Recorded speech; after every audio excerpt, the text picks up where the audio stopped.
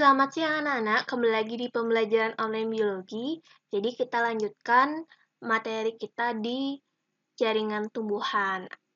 Apakah kalian sudah mempelajari 2 video di minggu lalu? Ibu harapkan kalian meluangkan waktu untuk menyimak, kemudian mencatat hal-hal penting yang terdapat di bab ini. Nah, apabila kalian kurang memahami isi video ataupun materi yang Ibu sampaikan, kalian bisa langsung bertanya kepada Ibu melalui chat secara pribadi ataupun diskusi, ya. Nah, perhatikan gambar berikut. Apakah kalian sering melakukan aktivitas seperti ini? Menyiram tanaman. Nah, pernahkah kalian berpikir tanaman yang kalian siram, ya, kenapa sih kita harus menyiram air itu di bagian bawah, tepatnya di bagian tanah? Kemudian, apakah kalian tahu bagaimana air dan nutrisi itu mengalir ke atas pohon-pohon yang tinggi untuk memenuhi kebutuhan makanannya? Nah, tumbuhan pada dasarnya memerlukan air dan berbagai macam zat makanan untuk kelangsungan hidupnya. Dalam transportasi air dan nutrisi, pada tumbuhan sendiri itu ada 2 cara, yaitu dengan cara pengangkutan intravaskuler dan ekstravaskuler. Bagaimanakah perbedaannya? Yuk kita simak video ini. Nah, anak-anak, Ibu ingin menjelaskan dulu tentang sistem pengangkutan atau nama lainnya transportasi pada tumbuhan. Ya, kalau pada tumbuhan sistem transportasinya yaitu ada yang mengangkut air dan garam-garam mineral serta hasil fotosintesis. Kalau pada manusia sistem transportasinya berupa peredaran darah, ya. Jadi pengertian sistem transportasi pada tumbuhan itu sendiri merupakan proses pengambilan dan pengeluaran zat-zat ke seluruh bagian tubuh tumbuhan. Ya, tanaman umumnya memiliki sistem transportasi yang mengalirkan air dan garam mineral dari tanah, ya ingat dari tanah, kemudian diserap oleh akar dan dialirkan ke berbagai areal tanaman melalui batang. Ya, masih ingatkah kalian pada tumbuhan tingkat rendah? Ibu, apa sih tumbuhan tingkat rendah? Di pelajaran kelas 10 kan kalian sudah belajar tumbuhan tingkat rendah itu berupa tumbuhan paku, kemudian tumbuhan lumut. Jadi penyerapannya air dan nutrisi ataupun mineral dilakukan melalui seluruh bagian tumbuhan. Jadi pada lumut kan belum dibedakan xilem dan floem. Sedangkan pada tumbuhan paku sudah mulai dibedakan ya. Pada tumbuhan tingkat tinggi ya, yaitu Gymnospermae dan Angiospermae, itu proses pengangkutannya sudah sangat jelas karena sudah terbagi menjadi xilem dan floem ya pada tumbuhan tingkat tinggi. Paham sampai di sana? Nah, yang pertama, Ibu akan membahas mengenai proses pengangkutan pada tumbuhan. Nah, yang kita bahas ini adalah proses pengangkutan pada tumbuhan tingkat tinggi. Itu ada secara ekstravaskuler dan nanti ada intravaskuler. Nah, ekstravaskuler ini apa? Merupakan proses pengangkutan di luar pembuluh angkut, berarti di luar xilem maupun floem. Ya, pengangkutan ini ya biasanya berjalan secara horizontal atau arahnya horizontal ya, dimulai dari epidermis akar ya, ini epidermis akar, kemudian masuk ke bagian korteks, di sini korteks, kemudian masuk ke endodermis, baru nanti ke pembuluh angkut. Nah, untuk prosesnya itu ya terjadi melalui 2 cara, ada cara simplas dan cara apoplas. Oke, sebelum masuk ke jalur simplas dan apoplas, ini Ibu sedikit memberikan keterangan ya. Ini kan rambut akar, ya strukturnya rambut akar. Ini adalah bagian epidermis, ini bagian terluar, ya. Di bagian epidermis itu bertemu dengan dinding sel, ya. Ingat dinding sel, ya. Kemudian ada plasmodesma. Jadi plasmodesma atau plasmodesmata. Kalau plasmodesmata itu bentuk jamak daripada plasmodesma. Nah, plasmodesma itu merupakan saluran kecil yang terdapat di dalam sel tumbuhan. Ini kan sel ya, yang berfungsi untuk menghubungkan satu sel dengan sel lainnya. Ini plasmodesma yang kalian lihat, saluran kecil. Kemudian di dalamnya juga terdapat membran plasma, ya. Kalau fungsinya itu sama seperti fungsi di organel sel tumbuhan, dinding sel, plasma membran, ya. Ini epidermis, kemudian bagian korteks. Nah, kemudian nanti masuk ke bagian tengah itu adalah endodermis. Nah, di bagian endodermis ini ada yang mengalami penebalan. Ini yang bagian penebalan namanya pita Kaspari.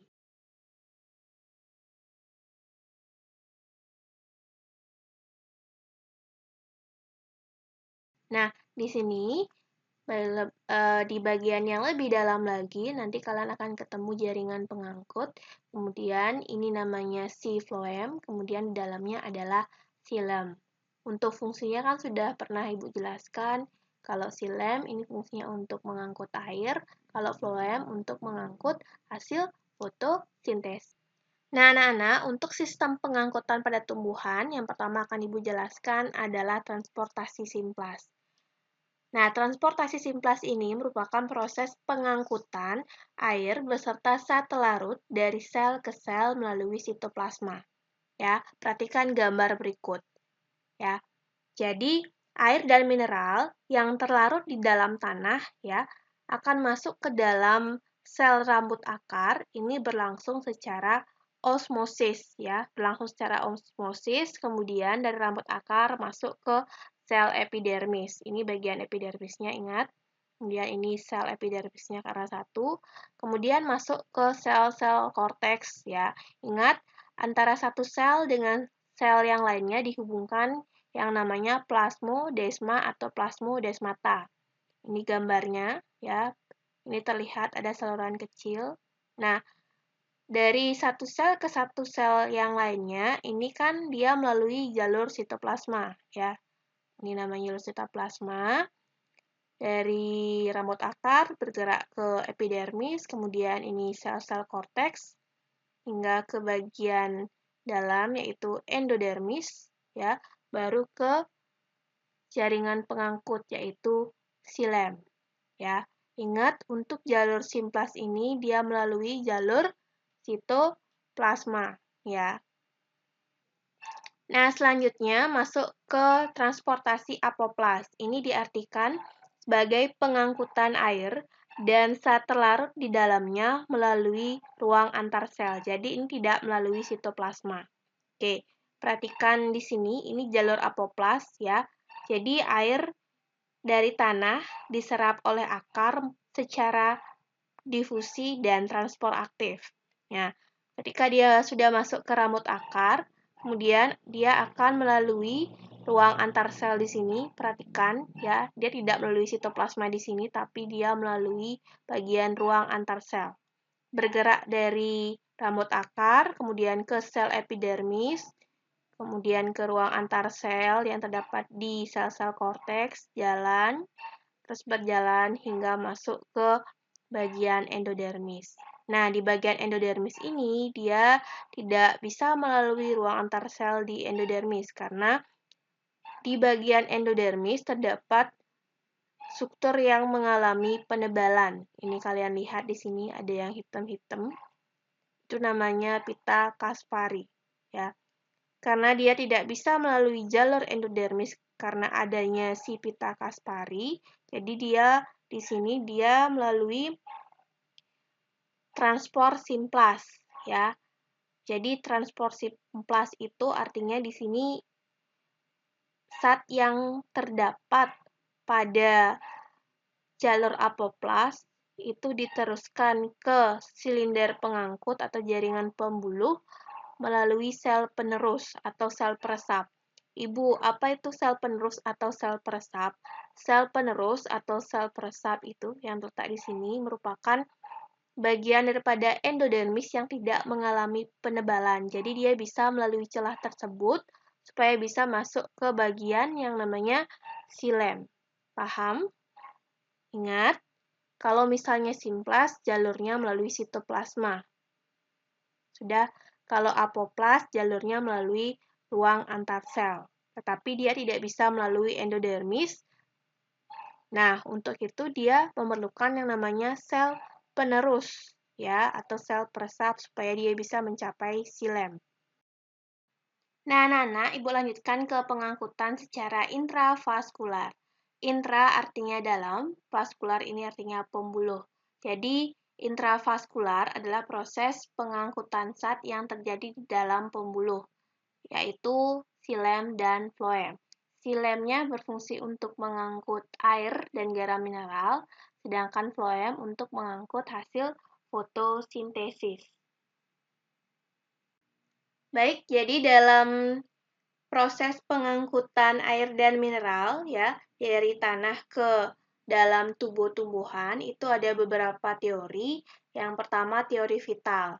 Jadi teori vital ini menyatakan perjalanan air dari akar ya, dari akar di sini ya sampai ke seluruh bagian tumbuhan dapat terlaksana karena adanya sel-sel hidup ya. Misalkan sel-sel hidup ini yang dimaksud adalah sel-sel parenkim dan jari-jari empulur yang terdapat di sekitar xilem. Yang kedua, teori Dickson-Joly ini menyatakan bahwa naiknya air ya ke atas ya dari bawah ke atas karena adanya tarikan dari atas ya. Tarikan dari atas yang dimaksud adalah ini. Ketika si daun ini melakukan transpirasi atau penguapan ya. Jadi Dickson Joly karena pertama air dapat naik ke atas karena terjadi penguapan.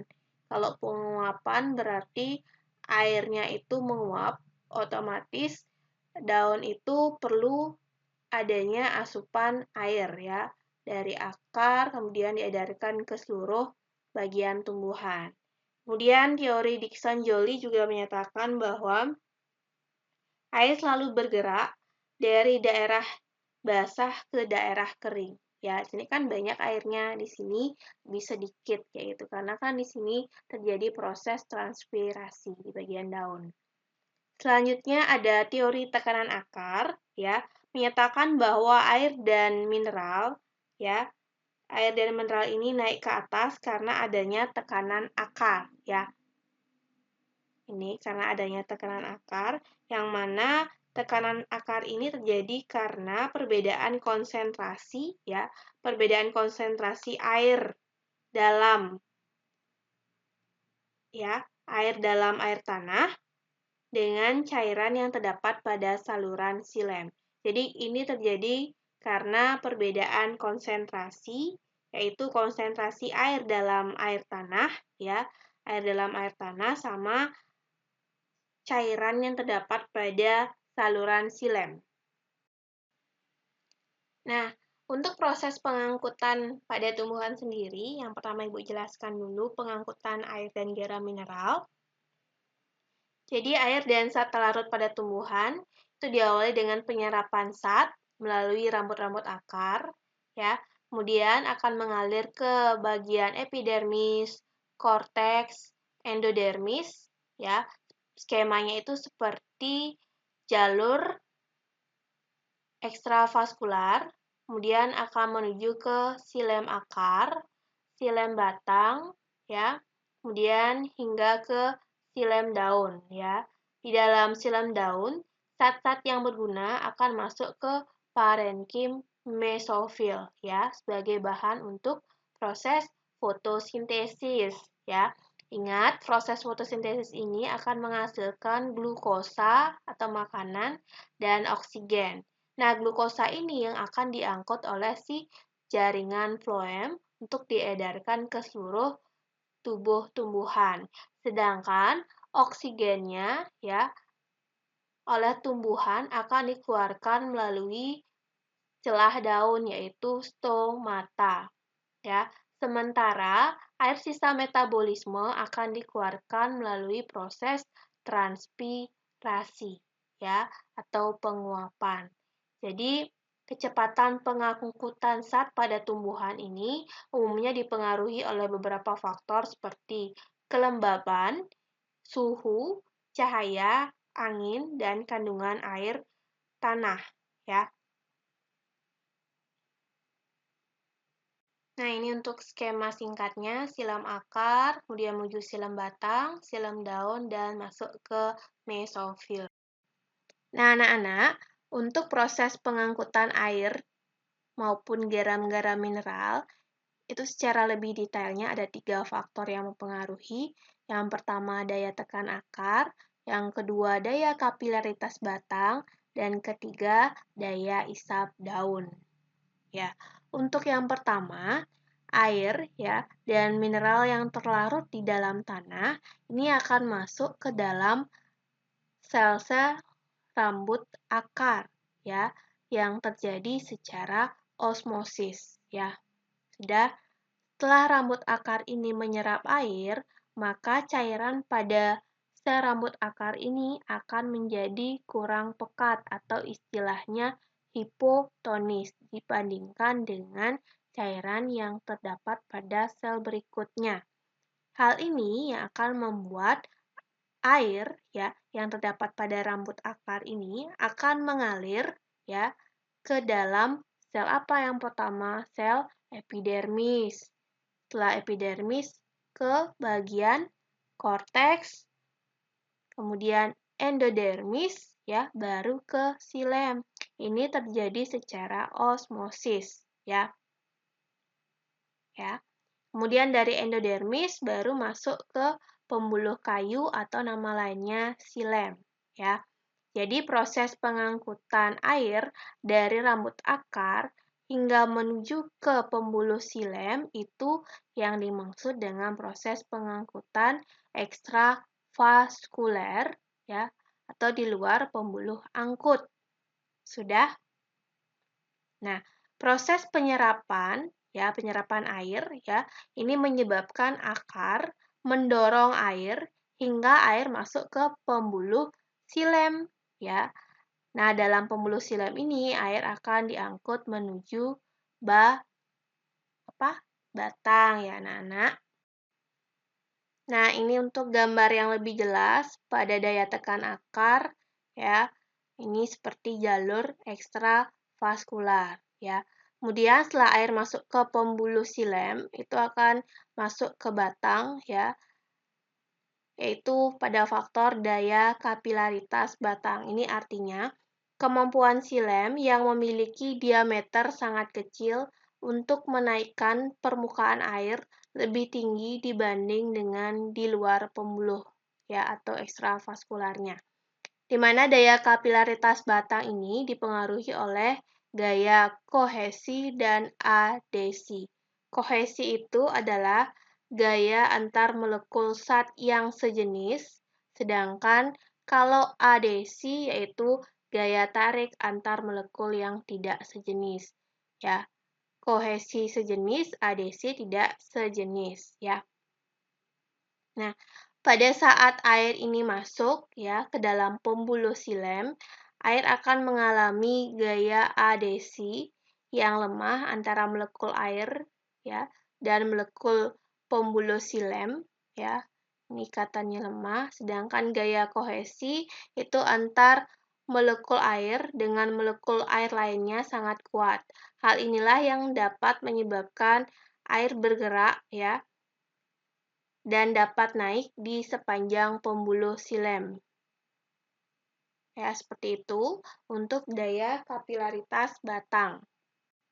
Nah, selanjutnya yaitu daya isap daun. Apa itu daya isap daun? Adalah kemampuan daun untuk menyerap air dari jaringan yang ada di bawahnya, yaitu pada batang. Ya, daya isap daun ini terjadi karena tekanan osmosis pada sel daun ya lebih tinggi daripada sel batang ya. Perbedaan ini ya terjadi karena daun itu selalu mengeluarkan air ya atau melepaskan air pada saat proses penguapan atau transpirasi, ya. Yang ini menyebabkan air dari batang itu bisa naik ke bagian atas tumbuhan atau pada bagian daun, ya. Ingat, air ini pada daun digunakan untuk proses fotosintesis karena fotosintesis berlangsung di daun. Nah, selain itu, daun juga mengalami proses transpirasi atau penguapan, ya. Ingat ya anak-anak prosesnya. Nah, kita masuk ke jaringan penyusun organ tumbuhan. Yang pertama akan Ibu bahas adalah mengenai akar. Ini kita melihat anatominya, ya. Ini strukturnya secara lebih lengkap seperti ini. Tapi ketika kita melakukan pengamatan secara mikroskopis dengan sayatan melintang seperti inilah, ya. Jadi poinnya untuk akar sendiri itu ada dua, struktur akar dikotil dan monokotil, ya. Ibu bahas dulu, ya. Pada struktur akar secara umum itu pasti ada yang namanya lapisan epidermis, ya. Bisa dilihat ini epidermis, ya. Karena pada bagian epidermis biasanya terdapat modifikasi epidermis, yaitu berupa rambut akar kalau dia terdapatnya di akar, ya.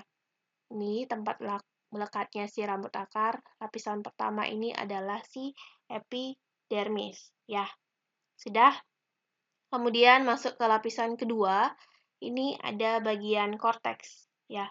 Jadi lapisan pertama ada epidermis, lapisan kedua juga ada korteks, ya. Lapisan kedua ini atau disebut dengan korteks, ya. Bagian besar dibangun oleh jaringan parenkim, kolenkim, dan sklerenkim, ya. Seperti itu. Kemudian lapisan ketiga kita bertemu dengan yang namanya endodermis, ya. Jadi endodermis ini terletak antara korteks dan silinder pusat atau pembuluh angkut, ya. Ini ya si endodermis yang tadi udah Ibu sebutkan di proses pengangkutan zat, ya, pada tumbuhan, ya. Ini endodermis. Jadi endodermis itu dinding selnya ada yang mengalami penebalan, ya, oleh sel gabus, ya, dari suberin dan kutin sehingga membentuk penebalan yang berupa pita sehingga disebut dengan pita Kaspari, ya. Sedangkan bagian sel-sel endodermis yang tidak mengalami penebalan namanya apa tadi? Namanya sel penerus atau sel peresap, ya. Nah, selanjutnya kita masuk ke bagian silinder pusat. Ini bagian tengah, agak ke tengah, ya. Diawali dengan periskel. Ya, periskel atau perikambium, ini juga ada periskel atau perikambium ini, ya. Jadi ini fungsinya untuk membentuk cabang akar dan berperan juga dalam proses pertumbuhan sekunder, ya. Kemudian setelah itu kita melihat ada struktur pembuluh angkut, ya. Yang ini, yang bulat-bulat adalah floem, kemudian yang bentuk bintang adalah xilem, ya. Jadi ini tersusunnya secara berselang-seling, floem, kemudian xilem, habis itu lagi floem, ya. Jadi ciri khas anatomi akar, ya, itu bisa kita lihat dari pembuluh angkutnya, yaitu xilemnya berbentuk bintang, ya. Kemudian pada monokotil bisa kalian lihat di sini, ya, struktur pembuluh angkutnya, ya, ini selang-seling juga, namun di sini tidak ada yang menonjol. Artinya kalau di sini kan terlihat struktur silemnya berbentuk bintang. Ini strukturnya sama, cuma dia letaknya selang-seling. Floem silem, lagi floem silem seperti itu, ya. Jadi seperti itu untuk berkasnya, ya. Kalau ini namanya berkas apa? Kolateral apa? Terbuka, ya. Kemudian ini kolateral tertutup, ya. Karena di sini kan tidak dipisahkan oleh kambium, ya. Sini kalian lihat di dikotil ada kambium, sedangkan di sini tidak ada kambiumnya. Sudah? Kemudian, biasanya kita temukan juga pada katikotil, ya, biasanya ada, tapi kecil, tapi biasanya sih sering dikatakan tidak ada empulur. Sedangkan pada monokotil itu ada empulur, ya, yang biasanya juga berkembang menjadi sklerenkim ini, empulurnya.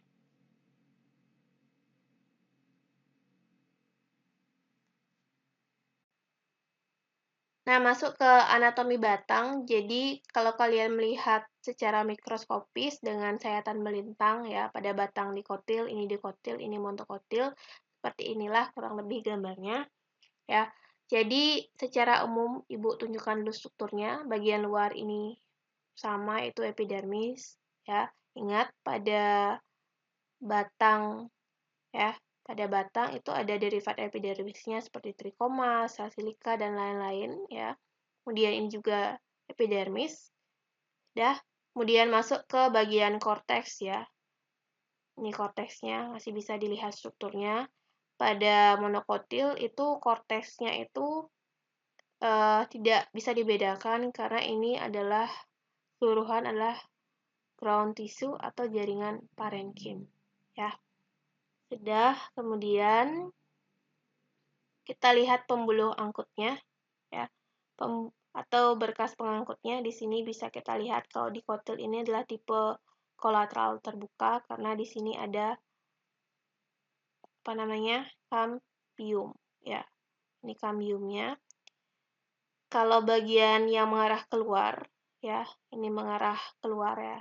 Ini ya, yang ini ya, yang Ibu tunjuk tanda panah. Ini adalah floem. Sedangkan yang mengarah ke dalam adalah silem. Sedangkan di sini, ini kan tidak ada kambiumnya, sehingga disebut dengan kolateral tertutup. Bagian yang mengarah keluar sama, yaitu floem. Sedangkan yang mengarah ke dalam adalah silem. Ya, jadi bisa kalian lihat secara anatomi bahwa struktur dikotil ini lebih rapi ya dibandingkan struktur monokotil. Ini bisa kita lihat dari letak atau susunan berkas pembuluhnya yaitu silem sama floemnya. Ya, seperti ini. Nah, ini bagian tengah ada empulur ya. Sedangkan di sini ya, ini adalah semuanya adalah ground tissue atau parenkim. Nah, di sini Ibu tambahkan sedikit untuk kambium itu ada dua jenis. Ada kambium intravaskular, artinya dia terletak antara floem dan silem. Ini intravaskular namanya. Ya. Sedangkan kalau intervaskular apabila kambium ini ya, ini kan kambium nih di sini garisnya. Ya, itu terletak antara dua berkas pengangkut ya. Ya, ini artinya dia terletak antara berkas pengangkut satu dengan berkas pengangkut lainnya ya. Ini namanya intervaskular ya. Sedangkan ini karena dia terletak di antara floem dan silem namanya intravaskular. Intravaskular. Kemudian di sini adalah intervaskular ya anak-anak.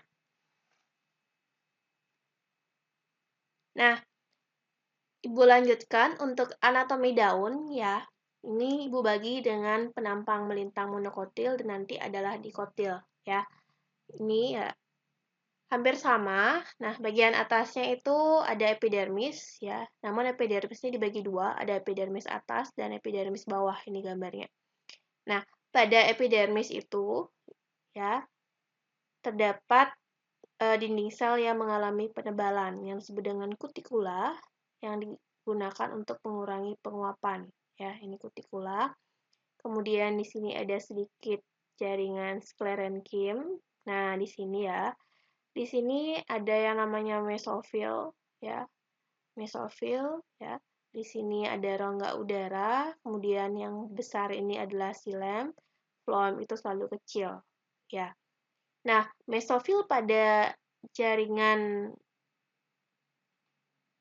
tumbuhan, ya tepatnya pada penampang monokotil itu diisi oleh siapa?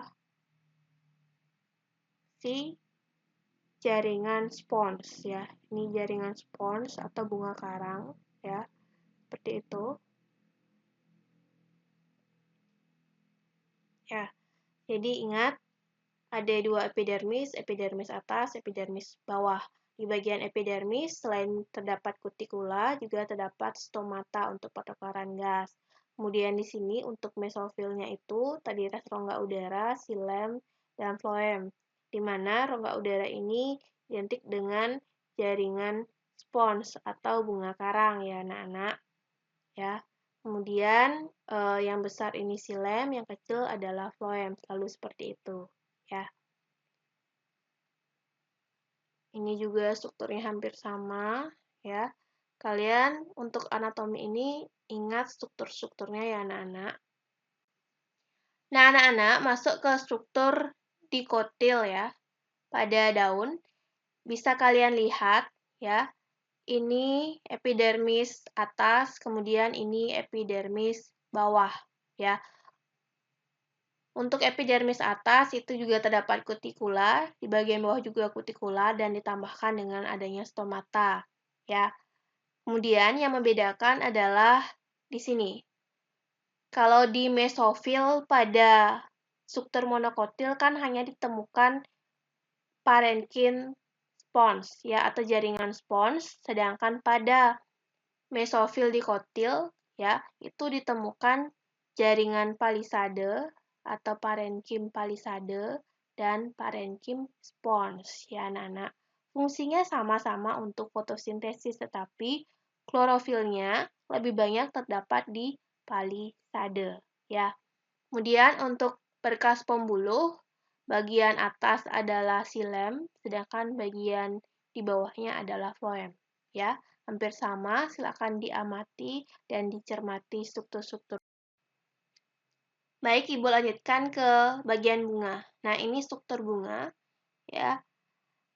Silakan nanti kalian bedakan apa itu bunga lengkap, bunga tidak lengkap, bunga sempurna, kemudian bunga tidak sempurna, ya. Oke, kita masuk ke strukturnya. Jadi, struktur di sini kalian sudah dituntut untuk tidaknya mengetahui nama latinnya, ya. Kita berawal dari tangkai bunga dulu, ya. Ini tangkai bunga, nama lainnya pedicellus, ya. Kemudian dasar bunga atau tempat duduknya mahkota, kemudian putik, ya. Ini namanya dasar bunga atau reseptakulum. Ya. Nah, ini adalah kelopak, ya. Kalau keseluruhan kelopak namanya kaliks, ya. Keseluruhannya, ya, tidak hanya satu, tapi kalau satu helainya namanya sepal. Oke, kita beranjak ke mahkota. Nah, ini mahkota bunga yang berwarna-warni, ya, biasanya. Kalau misalnya keseluruhan mahkota, itu dinamakan corolla, ya, sedangkan satu helai mahkota namanya petal. Sudah? Kemudian kita masuk ke struktur putik, ya. Putik ini adalah kelamin betina, ya. Kita mulai dari tangkai putik namanya stilus, ya. Kemudian kepala putik namanya stigma, ya. Di sini ya bisa kalian nanti temukan ada bakal buah, ya, ovarium, kemudian bakal biji atau ovul. Selanjutnya masuk ke struktur benang sari, nama lainnya stamen, kepala sari namanya anter, tangkai sari dinamakan filamen. Ya, ini sudah jelas.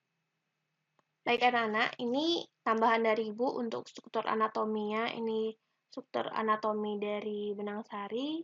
Ya, seperti yang kalian lihat, ada epidermis, ada endothelium, kemudian ada mikrospora, ya. Ada tapetum. Ini struktur anatominya bisa kalian pelajari lebih lanjut ya. Tapi tidak Ibu tekankan, tidaknya kalian bisa menyebutkan ini ya. Kemudian yang bagian B ini struktur putiknya secara anatomi. Ini sudah pernah kalian dapatkan di proses pembuahan ganda ya. Ingatkah ya? Ini ada Excel-nya, sel telur ya. Ada sinergit 2, kemudian ini adalah IKLS atau inti kandung lembaga sekunder. Kemudian ini ada antipoda. Masih ingat proses pembuahan ganda seperti apa? Silakan diingat-ingat lagi ya. Prosesnya bagaimana, kenapa dikatakan pembuahan ganda, kemudian apa saja hasilnya. Silakan diingat. Nah, selanjutnya kita masuk ke anatomi biji dikotil dan monokotil ya.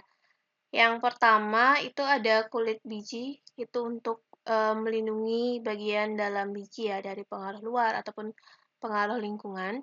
Kemudian di sini kalian bisa menemukan namanya kotiledon ya. Nah, di sini pada dikotil dan monokotil, pada monokotil kalian menemukan endosperma ya, atau endosperm, sedangkan di bagian dikotil itu tidak kalian temukan. Kira-kira penyebabnya apa sih? Dan mengapa bisa terjadi hal tersebut? Silakan dicari jawabannya. Nah, ini ada radikel atau radikula, itu adalah calon akar ya nantinya. Kemudian ini hipokotilnya. Hipokotil itu adalah bagian bawah, sedangkan epikotil adalah bagian atasnya. Ya, silakan kalian cari jawabannya setelah menonton video ini.